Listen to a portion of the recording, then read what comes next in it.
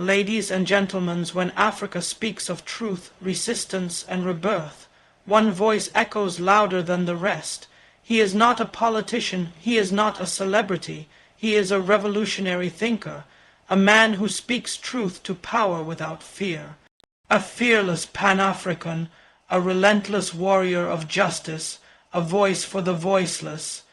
He is the fire that awakens the African soul, the intellect that challenges mental slavery, and the leader who reminds us that dignity is not negotiable. He speaks not for applause but for action. He doesn't whisper comfort, he roars the truth. Today you will not just hear a speech, you will feel a revolution in your mind. This is Professor PLO Lumumba. The greatest struggle facing the youth of Africa today is not on the battlefield. IT is not in the parliaments, and IT is not in the streets. IT is in the mind. Before a nation can be liberated, before any system can be transformed, before the chains on our hands can be broken, we must first break the chains that shackle our minds. Mental slavery is the most dangerous form of enslavement because you can be walking freely yet still be a prisoner. You can carry a smartphone, speak fluent English, wear a suit, have a degree from a foreign university, and still be mentally colonized, and that is the silent tragedy of our generation. Too many young Africans know everything about Europe, everything about America, everything about Asia, but nothing about Africa. They speak of foreign ideals with pride, but mock their own traditions with shame. They quote foreign thinkers with honor, but do not even know the names of the giants who fought for their freedom. This, my brothers and sisters, is the first battlefield. The enemy has changed tactics. Where they could not win through guns, they now win through media. Where they could not break our bodies, they now target our minds. They invaded our schools. They control our entertainment. They program our thinking to believe that success is only validated in dollars, that beauty is only white, that progress is only found in emulating the West. They have made the young African doubt their own worth, question their own history, and abandon their own destiny. And until that is challenged, nothing will change. Until that is destroyed, Africa will continue to produce brilliant youth who hate themselves, who leave their continent to serve elsewhere, who seek validation from colonial masters, and who only rise to defend a system that was never built for them. You cannot transform a continent if you are still impressed by the chains that enslaved it. You cannot lead a revolution if you do not believe in your people. You cannot rebuild a nation if you have no pride in its roots. Mental liberation is the first act of courage, and let no one tell you IT is easy, because IT is easy to follow, easy to copy, easy to admire those who oppressed you, but IT takes power to stand firm and say, I am African and I am enough. IT takes power to reject the lies sold to you in books that never told your story. IT takes power to stop chasing a seat at someone else's table and start building your own. You see, the youth of this continent are not weak. They are not lazy, they are not foolish. They are strong, talented, and brilliant. But what is brilliance without direction? What is strength without a cause? What is energy without purpose? The answer is simple. IT is wasted potential. And that is what the oppressor wants, to see a continent rich in resources, rich in people, rich in power, but too confused to unite, too insecure to believe, too divided to rise. But I say this to the youth, the time has come to wake up. To begin with the mind, to cleanse your thinking, to question what you have been taught, to read your own history, to study your own heroes, to fall in love with your own culture, to build your own dreams. The future of this continent will not be written by those who follow the world. It will be written by those who lead Africa, and leadership begins with identity. You cannot defend what you are ashamed of. You cannot rise above what you do not even understand. and you cannot win the war outside if you have already lost the war within. This is not a call to hate others. This is a call to love yourself, to rise from self-doubt, to stand with self-respect, to walk with self-truth, because when the African youth know who they are, when they know where they come from, when they understand that they do not need to copy anyone to become great, then they will rise not as imitators, but as innovators. Not as victims, but as victors, not as followers of the world, but as leaders of a new Africa. The mind is the first battlefield, and whoever owns your mind owns your future. Take ID back, claim ID. Defend ID, because only a free mind can build a free nation. The time has come for the youth of Africa to understand that no one is coming to save US. Nobody owes Africa anything. We must stop begging and start building. There is dignity in creation and disgrace in dependency. Our hands were not made to be stretched out in permanent supplication. They were made to build, to farm, to design, to code, to innovate, to create a new Africa that does not beg for bread, but produces bread enough to feed nations. We cannot continue to march in the streets demanding change if we ourselves are not ready to be the ones who build that change. Complaining is easy. Everyone can point fingers. Everyone can shout that the system is broken. But who among you will pick up the tools to fix IT? We must recognize that our greatest potential lies not in our ability to demonstrate, but in our ability to design. The youth must stop waiting for space to be given to them. Space is never given. Ideas taken through courage, competence, and creativity. You cannot claim to want a new Africa while you waste hours scrolling meaningless entertainment, ignoring books, ignoring strategy, ignoring skills. This generation has access to tools that our forefathers could never dream of: internet, technology, connectivity. Yet we use these tools for entertainment instead of empowerment. IT is time to wake up. IT is time to understand that Africa will not be built through rants on social media. IT will be built through disciplined, strategic action. The youth must begin to think beyond salary and start thinking about solutions. Do not wait for governments to employ you. Create companies that employ others. Do not wait for foreign aid to fund you. Build systems that fund themselves. This continent is rich in minerals, in land, in culture, in energy. But above all, IT is rich in youth. Youth who have ideas, youth who have dreams, but who must also have the discipline to execute. There is no glory in complaining about corruption if you yourself cannot be trusted with a simple task. There is no honor in criticizing leaders if you cannot lead yourself. Before we rise to lead nations, we must first learn to lead projects, to lead businesses, to lead communities. Leadership begins with responsibility, not rhetoric. Africa will be built brick by brick, code by code, seed by seed, by young people who roll up their sleeves and get to work. Look at the land. Who is feeding US foreign imports? Look at our cities. Who is building our infrastructure? Foreign companies. Look at our digital systems. Who is controlling our data? Foreign tech giants. This is a shame, and IT will remain our shame until the day we decide to stand up and say enough. Enough of being consumers, enough of being dependent, enough of exporting raw materials only to import finished goods. Africa must rise to become a producer, and the youth must be at the center of that rise. You cannot say you love Africa if you do not want to build Africa.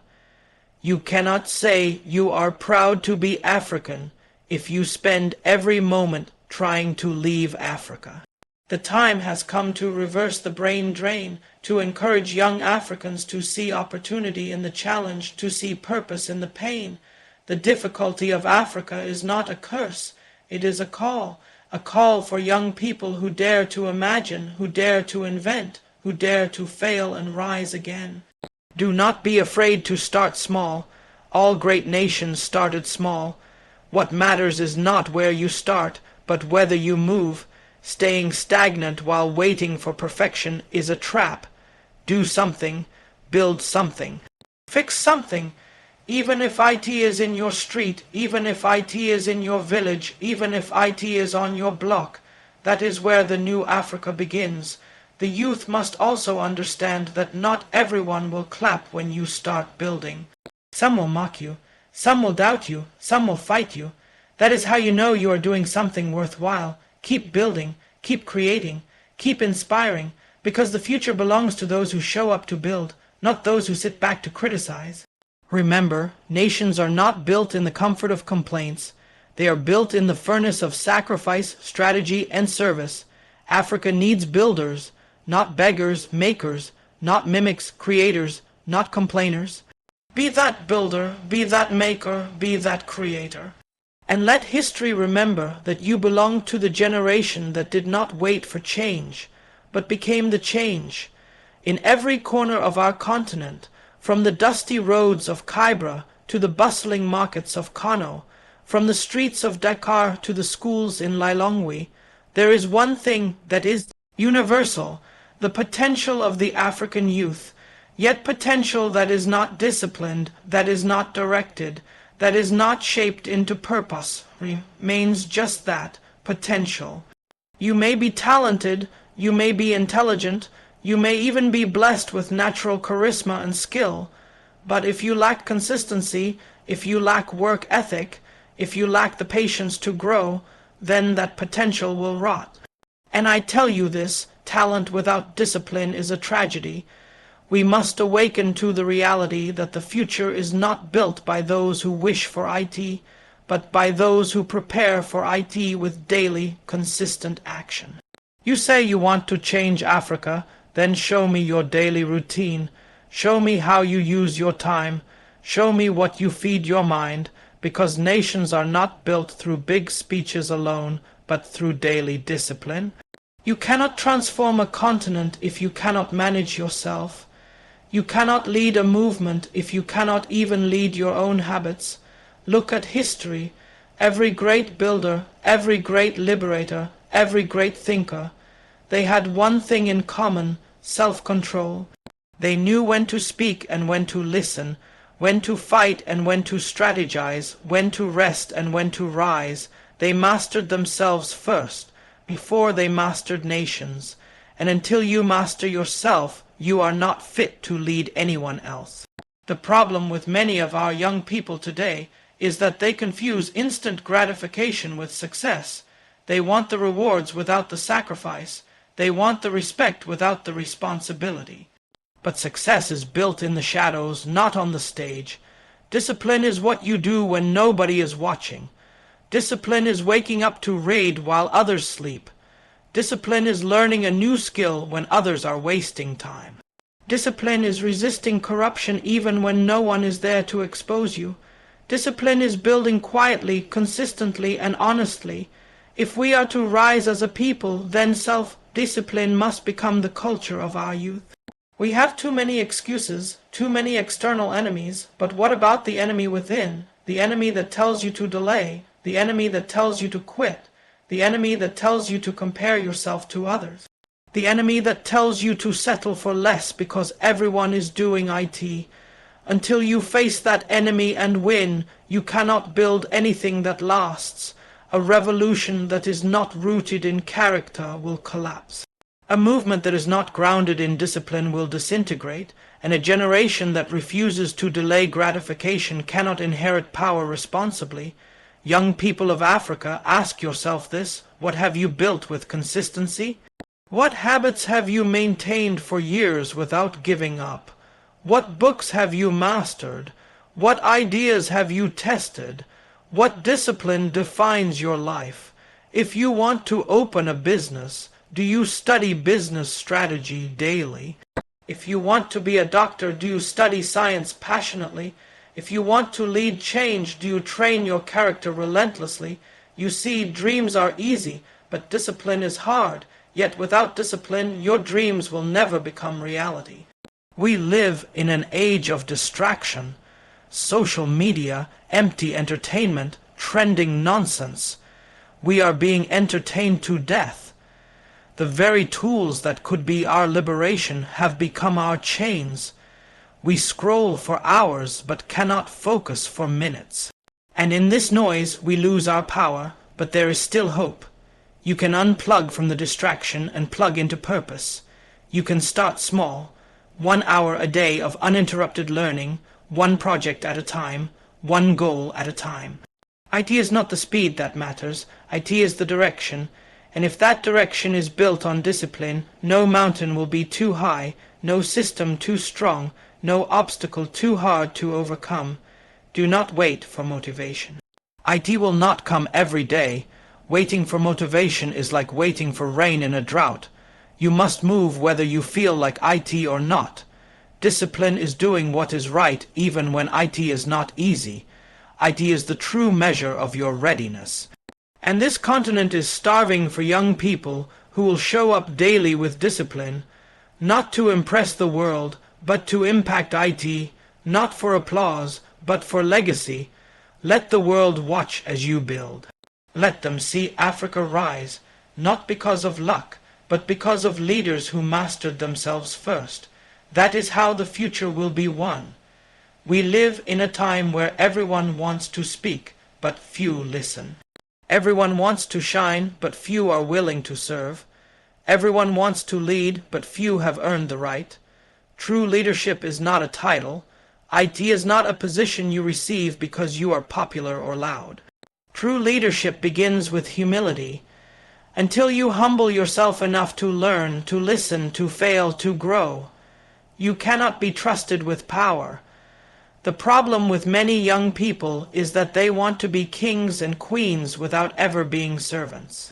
They want to give orders but have never taken responsibility.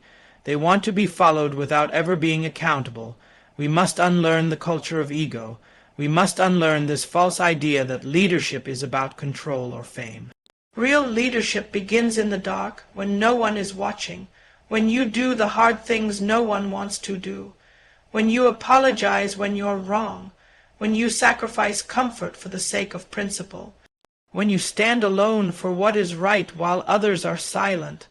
That is where leadership is forged.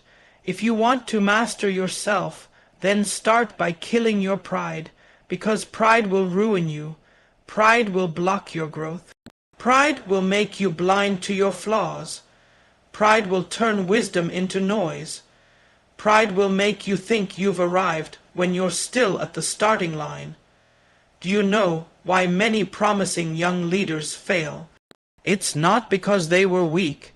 It's because they were too proud to ask for guidance, too proud to learn from those who came before them, too proud to admit their mistakes, and when the test of power came, they crumbled.